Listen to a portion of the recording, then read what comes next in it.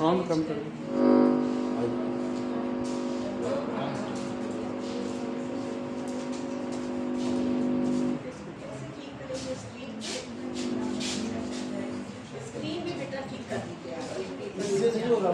यहाँ के जो लोग हैं ना उनको ना आता होगा। ये इंडाउमेंट लेक्चर का सेशन है।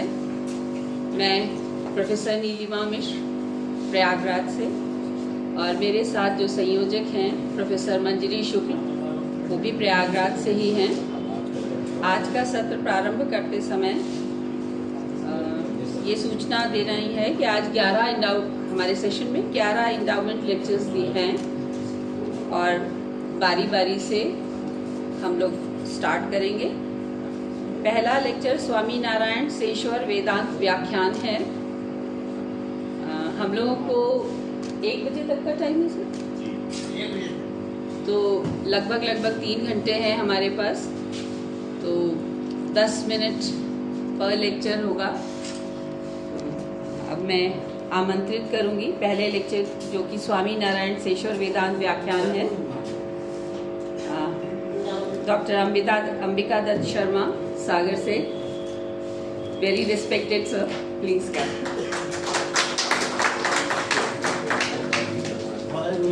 आवाज आ रही है, बंद ही कर दो, इसे बोले।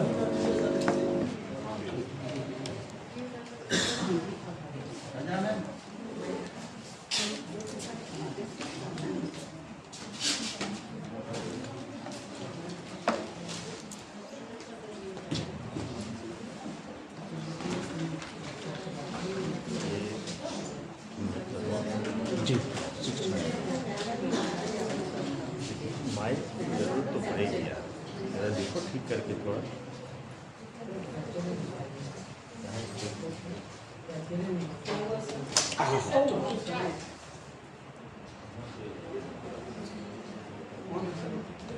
आपको पता है नीचे से क्या करना चाह रहे हैं? माइक आवाज नहीं आ रही ना, माइक को सेट नहीं कर रहे। इधर होगा, इधर लेफ्ट साइड तो बंद हो गया।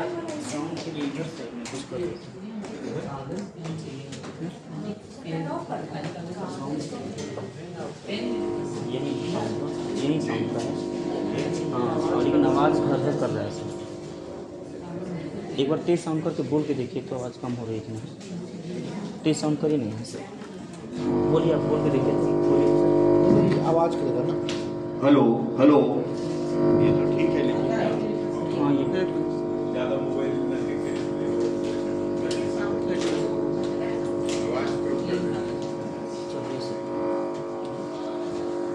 आमंत्रित व्याख्यानमाला के इस प्रथम सत्र की अध्यक्षा डॉक्टर नीलिमा मिश्रा मैडम,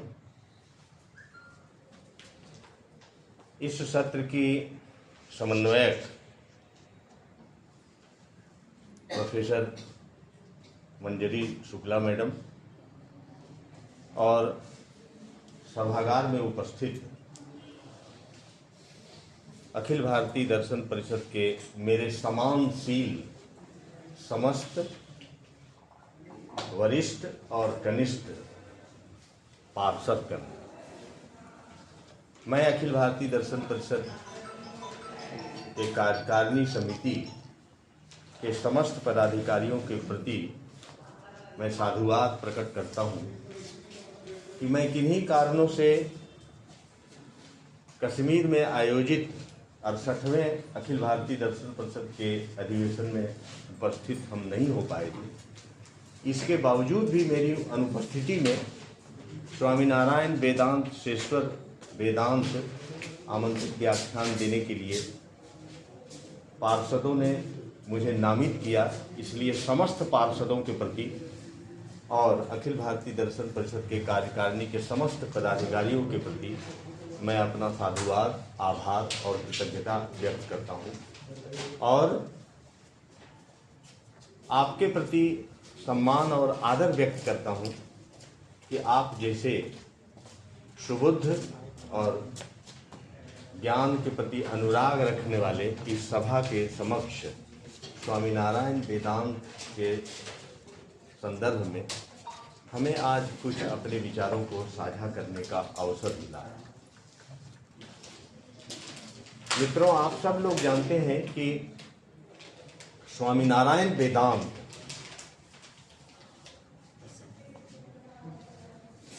की शुरुआत सहजानंद सरस्वती से होती है, जिसका केंद्र गुजरात में बड़ताल धाम रहा है। और आज बड़ताल धाम से स्वामीनारायण वेदांत संप्रदाय का न केवल देशव्यापी बल्कि आज उसका प्रचार प्रसार और उसका संस्थागत रूप विश्वव्यापी हो चुका है। मेरी जानकारी की अनुमत सीमा में लगभग 150 देशों में स्वामीनारायण संस्था अक्षरधाम मंदिर के माध्यम से बहुत प्रकार के सामाजिक सदाचार संबंधी कार्यों को पूरी दुनिया में एक मानवता की सेवा करने के लिए करती है। और इस तरह से एक संस्था के रूप में अक्षरधाम माध्यम के माध्यम से स्वामीनारायण संप्रदाय जो कार्य करती है उसे दार्शनिक प्रतिष्ठा स्वामीनारायण वेदांत के रूप में अगर आप समझें तो वास्तव में उसे 20वीं शताब्दी में प्राप्त हुई है। ये संस्था काम तो बहुत पहले से कर रही है सदाचार के क्षेत्र में, लेकिन एक दर्शन प्रस्थान के रूप में इसकी प्रतिष्ठा जो है वो 20वीं शताब्दी में प्राप्त हुई। और इसके पीछे की एक रोचक घटना है कि स्वामी भद्रेश दास ने ब्रह्मसूत्र पर स्वामीनारायण भाष्य 20वीं शताब्दी में लिखा। भाष्य, वार्तिक और टीका लिखने की बड़ी समृद्ध और बड़ी प्राचीन परंपरा भारत के दर्शन के इतिहास में रही है। और वो परंपरा किस तरीके से अपनी निरंतरता सातत्य बनाए हुए इसका एक प्रमाण है कि भारत में 20वीं शताब्दी में भी ब्रह्मसूत्र पर एक नया भाष्य लिखा गया जिसे स्वामीनारायण भाष्य कहा गया। स्वामीनारायण भाष्य लिखने के पश्चात ही स्वामीनारायण वेदांत को एक दार्शनिक प्रस्थान कहे जाने का एक दार्शनिक अधिकार प्राप्त हुआ। इससे पहले एक संस्था के रूप में देशव्यापी और विश्वव्यापी रूप से सेवा करना, सदाचार के क्षेत्र में काम करना दूसरी बात है, लेकिन एक दार्शनिक प्रस्थान के रूप में पहचान प्राप्त करने के लिए जरूरी है कि वेदांत के अगर आप एक संप्रदाय के रूप में अपनी पहचान स्थापित करना चाहते हैं तो आपको ब्रह्मसूत्र पर अपनी दृष्टि से एक भाष्य लिखना पड़ेगा। और यह कार्य सबसे पहले 20वीं शताब्दी में साधु भद्रेश दास ने किया। और इस भाष्य के लिखने के पश्चात ये सार्थक रूप से प्रश्न उठा कि वेदांत के जितने संप्रदाय हैं उन संप्रदायों का जो प्रस्थान भेद है, उनके दार्शनिक पहचान जिस प्रस्थान भेद से होती है वो तो स्पष्ट है। तो अगर 20वीं शताब्दी में आपने ब्रह्मसूत्र शंकर भाष्य पर एक भाष्य लिखा ब्रह्मसूत्र पर, तो आपको भी अब अपना प्रस्थान भेद स्पष्ट करना पड़ेगा कि किन अर्थों में आप भगवत्पाद आचार्य शंकर के अद्वैत वेदांत से आपका प्रस्थान भिन्न है, किस प्रकार रामानुज के विशिष्टाद्वैत से आपका प्रस्थान भेद है, किस प्रकार वल्लभाचार्य के शुद्धाद्वैत से आपके प्रस्थान भेद का कैसे अंतर किया जाए, आपको मध्य वेदांत से कैसे आपको अलग किया जाए, या अर्वाचीन परंपरा में जो महाराष्ट्र के पारनेर में पूर्णाद्वैत विकसित हुआ है उसके प्रस्थान भेद से आपको कैसे अलग किया जाए। ये सार्थक प्रश्न एक नए ढंग का वास्तव में 20वीं शताब्दी में खड़ा हुआ वेदांत के संप्रदायों के समक्ष, जब साधु भद्रेश दास ने ये दावा किया कि ब्रह्मसूत्र पर मैं स्वामीनारायण वेदांत की दृष्टि से एक नवीन भाष्य का प्रणयन किया है। जब उस भाष्य का प्रचार प्रसार हो रहा था, कई राष्ट्रीय स्तर की संगोष्ठियां उस पर आयोजित की गई और मुझे भी आमंत्रित किया गया और इस प्रश्न को मैंने उठाया और स्वयं स्वामी भद्रेश दास से पूछने का प्रयास किया कि आप अपने प्रस्थान भेद को स्पष्ट कीजिए। तो ये विचार विमर्श चलता रहा, मेरे मस्तिष्क में भी ये चिंतन की प्रक्रिया चलती रही और आज मुझे बहुत अच्छा लग रहा है कि कई वर्षों से जो प्रश्न मुझे अंदर से परेशान कर रहा था, आज है मैं जिस समाधान की दिशा में उस ओर पहुंचा हूं। आज ये मेरा सौभाग्य है कि मैं आप लोगों के समक्ष शायद इस बात को पहली बार वाचिक रूप से मैं साझा कर रहा हूं। सबसे पहले हमें ये समझ लेना चाहिए कि वेदांत के जो सुप्रसिद्ध संप्रदाय हैं उनके प्रस्थान भेद का सूत्र वाक्य क्या है। सबसे पहला जो भगवत पाद आचार्य शंकर प्रणीत जो अद्वैत वेदांत है उसके प्रस्थान भेद का सूत्र वाक्य है, एकमेवा अद्वितीयम प्लस नेह नानास्ति किंचन बराबर पारमार्थिक अद्वैत और व्यावहारिक द्वैत। और इस प्रस्थान भेदक सूत्र से अद्वैत वेदांत को अगर हम व्याख्यायित करते हैं तो उसको केवलाद्वैत कहा जाता है। एकमेवा द्वितीयम ये एक श्रुति है। इस श्रुति से अधिष्ठान तत्व का संकेत किया गया है जिसे हम लोग ब्रह्म कहते हैं। लेकिन उस एकमेवा द्वितीयम ब्रह्म से इस जगत की व्याख्या कैसे होगी, इसकी व्याख्या करने के लिए दूसरी श्रुति उसमें जोड़ी गई, नेह नानास्ति किंचन, कि यह जो अनेकता है, जो नानात्व है, वह आध्यासिक है, मिथ्या है। तो ये दोनों सूत्रों को लगाने से केवल अद्वैत बनता है, मतलब पारमार्थिक रूप से अद्वैत और व्यवहारिक रूप से द्वैत। ये उनका प्रस्थान भेदक सूत्र। रामानुज संप्रदाय का जो प्रस्थान भेदक सूत्र है वह है एकमेवा द्वितीयम प्लस यह सर्वभूतेषु तिष्ठन्। यह सर्वभूतेषु तिष्ठन् से वो जगत के नानात्व की व्याख्या करते हैं और इससे फलित होता है विशिष्ट अद्वैत और विशेषण विशेष द्वैत। और इसीलिए वहां ब्रह्म की अवधारणा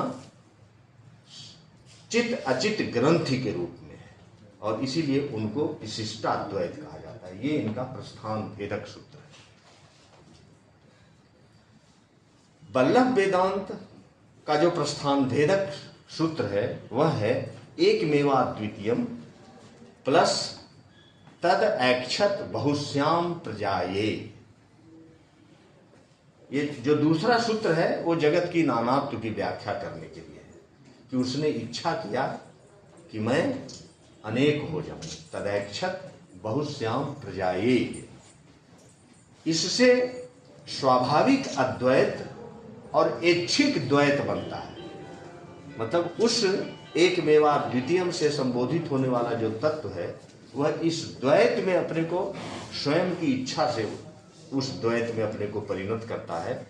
तो इसीलिए एकमेवा द्वितीयम के साथ जब तदैक्षत बहुश्याम प्रजाये इस श्रुति का योग करते हैं तो उससे बनता है शुद्धाद्वैत। तो पहला हुआ केवलाद्वैत, दूसरा हुआ विशिष्टाद्वैत और तीसरा हुआ शुद्धाद्वैत।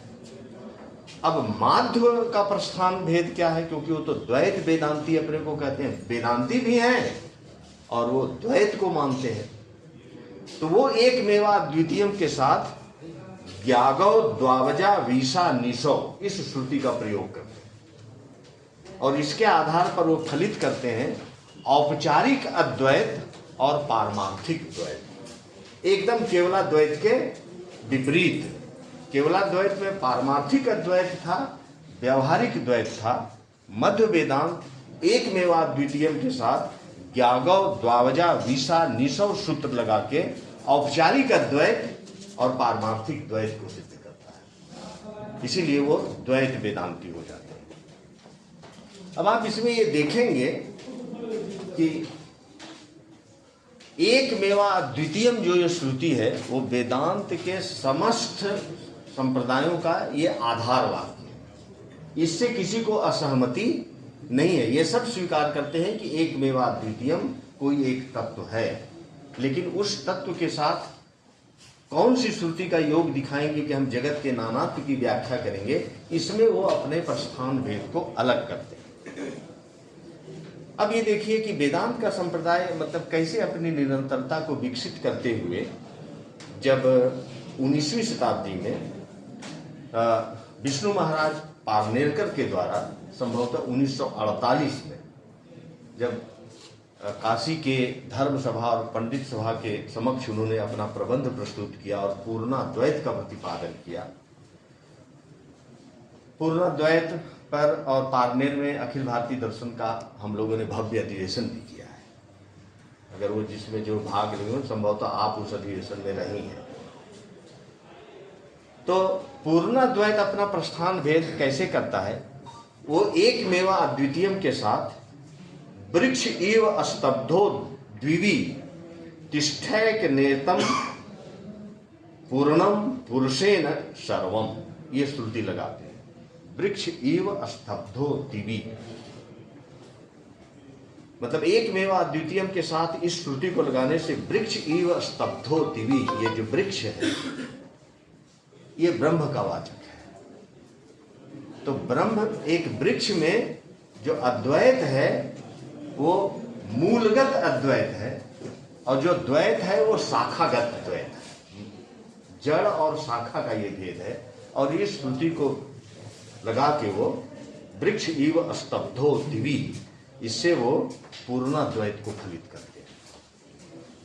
अब प्रश्न उठता है कि स्वामी नारायण वेदांत का प्रस्थान भेद कैसे पहचान किया कि वो एक मेवा अद्वितीय को तो स्वीकार करते हैं और ब्रह्म की अवधारणा वो अक्षर, क्षर और अक्षरातीत के रूप में करते हैं, लेकिन उनका प्रस्थान भेदक सूत्र क्या होगा? मैं बहुत प्रयास करता रहा कि हमको कोई ऐसा उनके रचनाओं में कोई ऐसा हमको श्रुति मिल जाए जैसे हमको पूर्णाद्वैत में वृक्ष इव स्तब्धो दिवी मिल गया।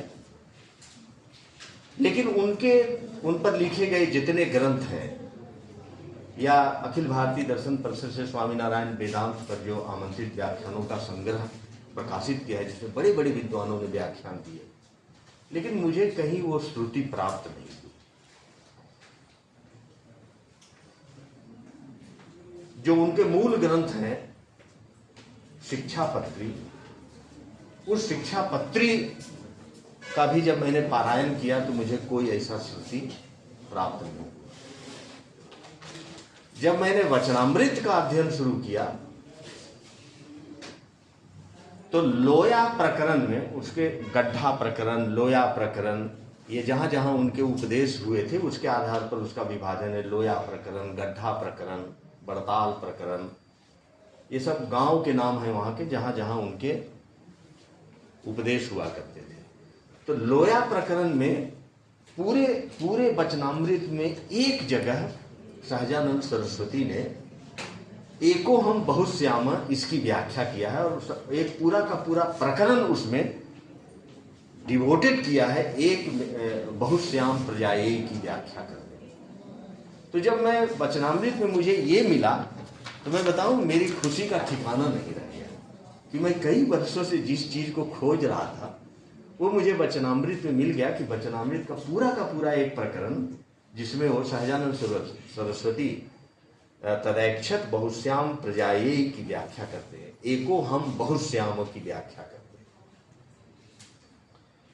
अब एको हम बहुश्याम की व्याख्या यदि सहजानंद सरस्वती करते हैं तो प्रामाणिक तौर पर लोया वचनामृत के लोया प्रकरण के इस आधार वाक्य के अतिरिक्त उनके प्रस्थान भेद के सूत्र वाक्य को पहचानने के लिए मेरे पास कोई दूसरा प्रामाणिक आधार नहीं बचता है कि वो एक मेवा द्वितीयम को स्वीकार करते हैं एको हम से और बहुश्याम के आधार पर वो अनेकता और विविधता की व्याख्या करते हैं। तो वचनामृत में जो प्रश्न पूछने की परंपरा है, तो बहुत सारे लोग वहाँ साधु संत बैठे रहते हैं और कोई एक साधु समाज से उनसे एक प्रश्न करता है कि आप स्वामी जी बताइए कि इसकी लोग तरह तरह से व्याख्याएं करते हैं, आप हमको समझाइए कि एको हम बहुश्याम का अर्थ क्या है। ये प्रश्न जब उनके सामने खड़ा हुआ तो स्वामी सहजानंद सरस्वती ने इसको व्याख्यायित करने के लिए जिस संदर्भ को भागवत से लिया, वो मंजरी बहन वो अद्भुत है। इसको मतलब एको हम बहुश्याम की श्रुति की व्याख्या करने के लिए उन्होंने संदर्भ लिया श्रीमद् भागवत गीता से। श्रीमद् भागवत गीता में एक श्रुति गीता है, श्रुति गीता। जैसे हम लोग महाभारत के शांति पर्व में एक गीता है, वैसे ही श्रीमद् भागवत में एक श्रुति गीता है। उसको प्रचलित शब्दावली में वेद स्तुति भी कहते हैं। अब वो वेद स्तुति इतना रोचक है, उसको कहा गया है कि ये भारत के ज्ञान परंपरा की प्राचीनतम ब्रह्म विद्या है। उसके अंत में ये कहा गया है कि भारतीय ज्ञान परंपरा की प्राचीनतम ब्रह्म विद्या ये स्तुति गीता है या वेद स्तुति है। अब वो वेद स्तुति में क्या है, तो पूर्णेंदु जी आप इस पर ध्यान दीजिएगा जरा। वेद स्तुति में श्रुतियां जो है ना, वो ब्रह्म का गुणगान करती हैं। श्रुतियां ब्रह्म का गुणगान कर रही हैं। क्यों कर रही हैं कि जैसे पुराने समय में बंदी जन प्रातः काल में बिरदावली गा के महाराजा को जगाते थे, वैसे ही श्रुतियां ब्रह्म को जगा रही हैं। मतलब कैसी परिकल्पना है ये। श्रुतियां जो हैं वो ब्रह्म का गुणगान कर रही हैं, इसीलिए उसको वेद स्तुति कहा गया। ये वेद किसकी स्तुति कर रही हैं? ब्रह्म की स्तुति कर। क्यों कर रही हैं?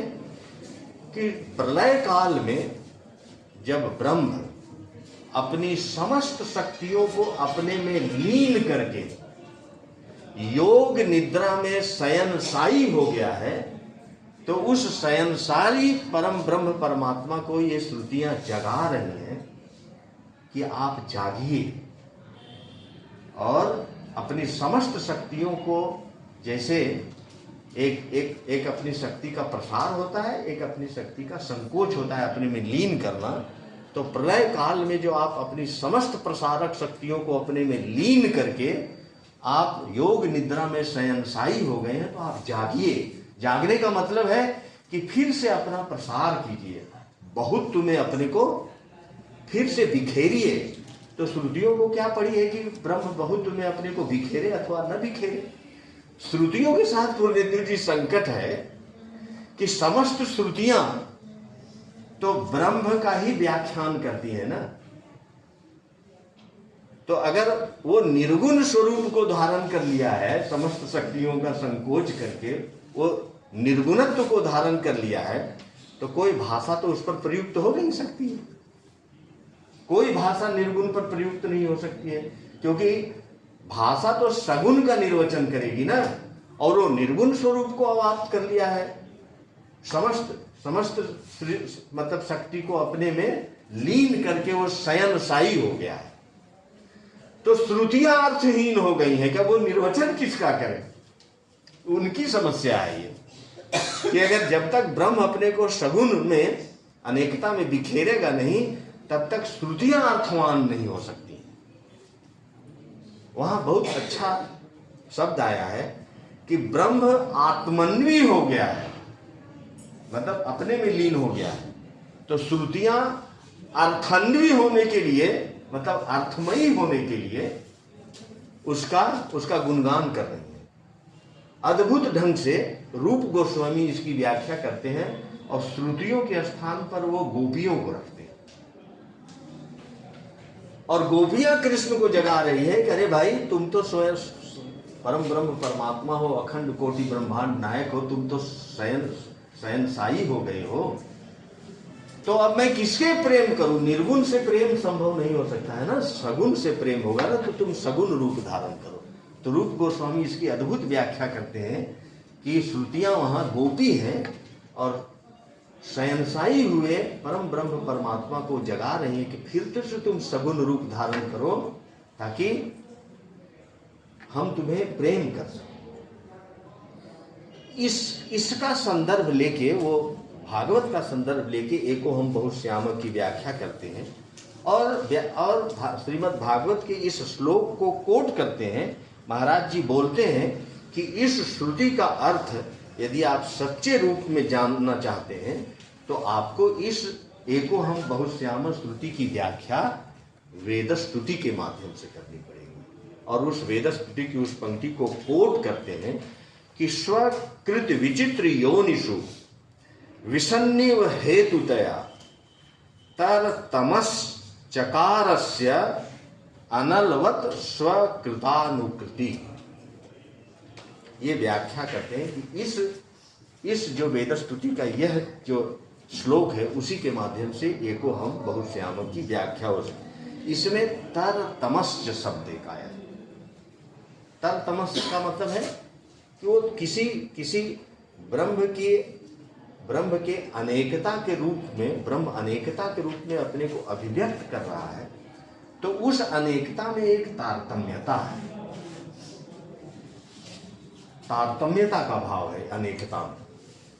और उस तारतम्यता को दूसरा उपमा देते हैं कि जैसे विभिन्न प्रकार के काष्ठ में समान रूप से अग्नि होती है, लेकिन अलग अलग काष्ठ की प्रकृति होने से अग्नि की प्रकृति में और उसकी दाहकता में थोड़ा भेद उत्पन्न हो जाता है।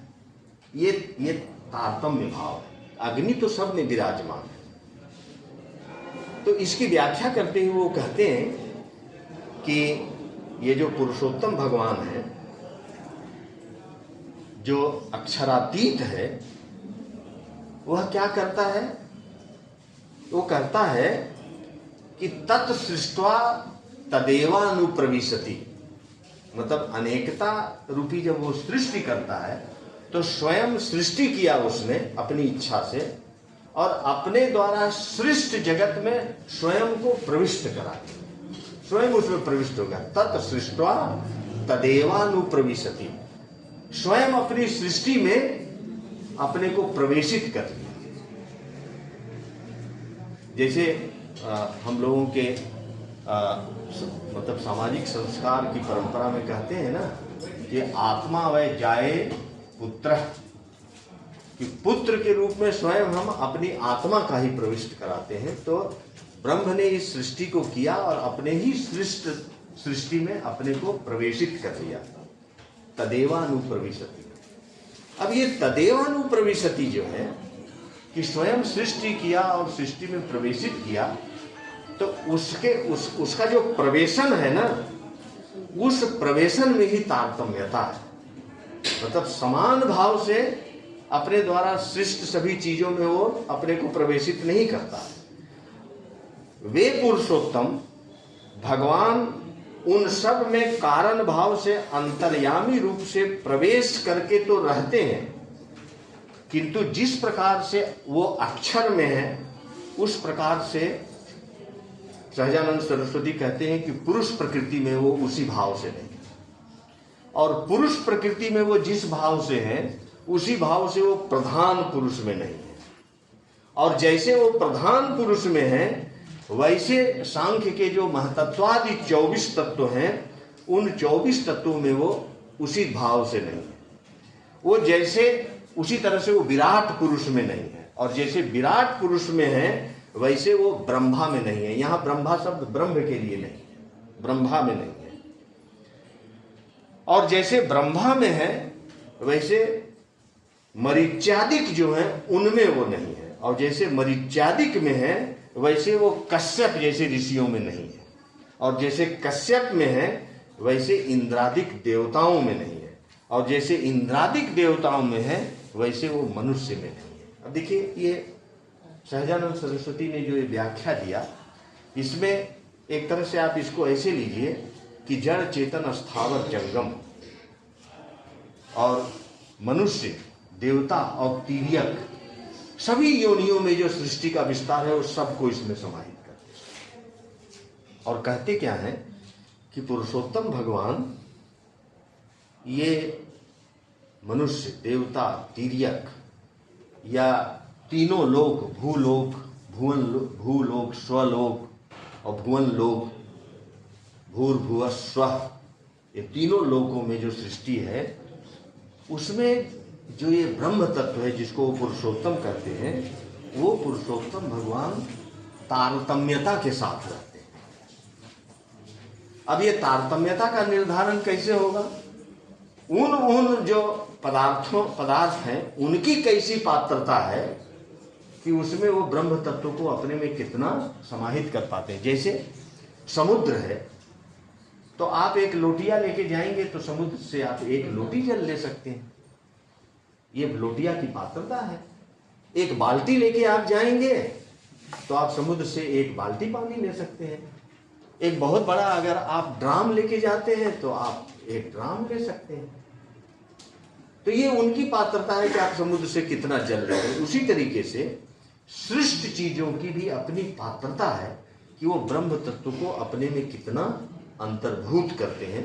और इस तरह से पूरे सृष्टि में ब्रह्म की एक तारतम्यता है, मतलब ब्रह्म तत्व एक अंडरलाइन रियलिटी के रूप में उस तारतम्यता में सबको ब्रह्मत्व प्रदान करता है, लेकिन समान भाव से नहीं करता है। तो इसलिए इस श्रुति की व्याख्या जैसे सहजानंद सरस्वती करते हैं उससे ऐसा लगता है, मैं अभी पूरे प्रमाण के साथ नहीं कह सकता हूं, लेकिन मैं ऐसा मानता हूं कि जैसे केवलाद्वैत, जैसे भगवत्पाद आचार्य शंकर के अद्वैत वेदांत को केवलाद्वैत कहा जाता है, जैसे रामानुज के वेदांत को विशिष्टाद्वैत कहा जाता है, जैसे मध्व के वेदांत को द्वैत वेदांत कहा जाता है, जैसे वल्लभ के वेदांत संप्रदाय को शुद्धाद्वैत कहा जाता है, जैसे विष्णु महाराज पारनेकर के वेदांत को पूर्णाद्वैत कहा जाता है, उसी तरीके से स्वामी नारायण वेदांत को तारतम्याद्वैत कहा जा सकता है। तारतम्याद्वैत। तो मैं अपने समझ की अनुमत सीमा में स्वामी नारायण वेदांत के प्रस्थान भेद को स्वयं सहजानंद सरस्वती के द्वारा वचनामृत में जो व्याख्यायित एकोहम बहुश्याम का प्रकरण है, जिसको वो श्रुति गीता वेद स्तुति के माध्यम से व्याख्यायित करते हैं और दूसरी श्रुति का प्रयोग करते हैं तत्सृष्ट्वा तदेवानुप्रवसिति के आधार पर, तो इस समस्त प्रकरण की सम्यक व्याख्या करते हुए मेरा अभिमत ये है कि भारत में वेदांत के संप्रदायों का जो प्रस्थान भेद है, उस प्रस्थान भेद में स्वामी नारायण वेदांत को तारतम्याद्वैत के प्रस्थान से अभेद किया जा सकता है। मेरा प्रतिपादन और मेरा समझ यही है। आप लोगों ने मुझे ये समझ दिया और अपनी बात को समझ दिया, तो पूरी सभा के प्रति मैं बहुत आदर, बहुत सम्मान और मतलब क्या मैं कहूँ, एक भैया ही दो बहनों की अध्यक्षता में जो ये व्याख्यान देने का मुझे अवसर मिला, सम्मान मिला, जो स्नेह मिला, तो मैं सबके प्रति साधुवाद और आदर करते हुए बात करता हूँ।